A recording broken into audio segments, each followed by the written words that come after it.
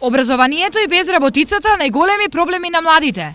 Ова е заклучокот од неколкуте консултативни средби кои Националниот совет на млади ги одржува со цел детектирање на проблемите кај младите луѓе. Тоа е многу очигледно, нема доволно работни места, нели? Нема вработување.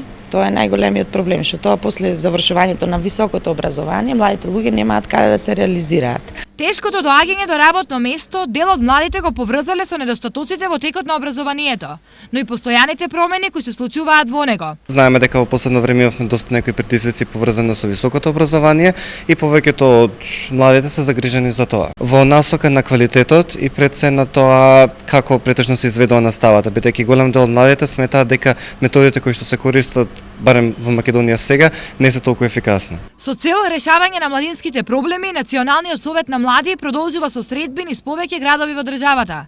Денес за проблемите на младите се зборуваше во Штип. Ќе ги извлечеме сите мислења од младите и со тоа се надеваме дека ќе напишеме еден извештај кој што ќе биде концизен документ и каде што ќе ги содржи сите оние мислења кои што ги имаат младите.